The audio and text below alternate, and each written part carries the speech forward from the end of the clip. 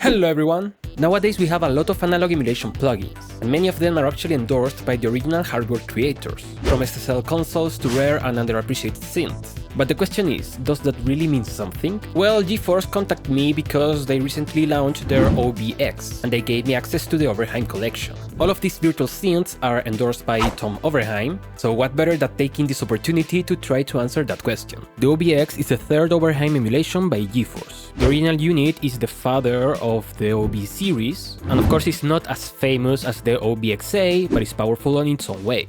On the website, they state that they offer the authenticity of the original OBX, with added possibilities to expand the capabilities. The other Oberheim emulations from Gforce are the OBE, the ight voice, and the Oberheim SAM. But of course, the most important thing is sound, so let's listen.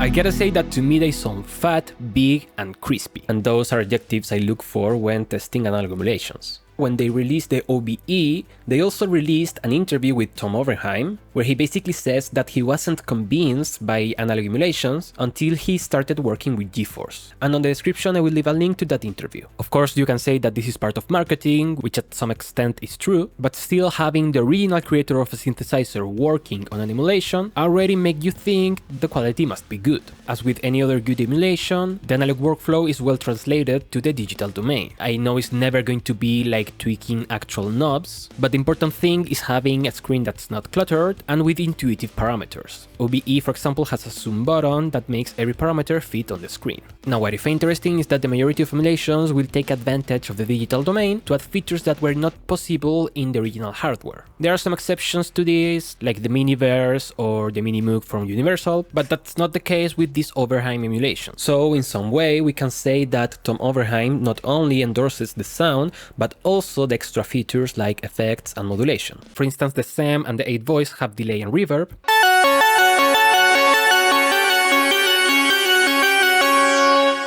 and the OBX too, but also adds a chorus.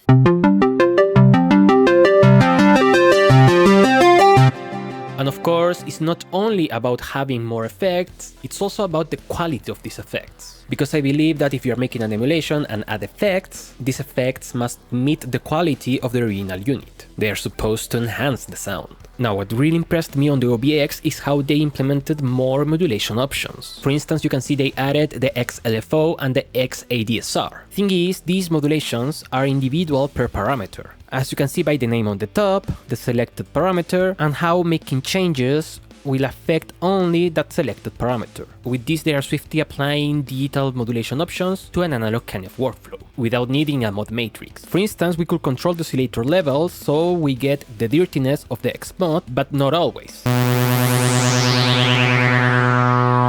Or even randomize the filter resonance.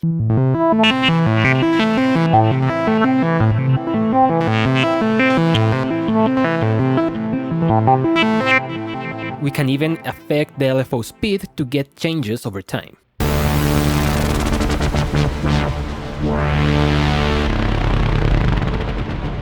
Not only that, they also added velocity and aftertouch for all of these parameters. For instance, you can set a macro to control any parameter you want, and then use the velocity or aftertouch to control that. As an example, I like to sometimes control the decay of a sound with velocity, and now I can control the decay with a macro, and then control that macro with the velocity.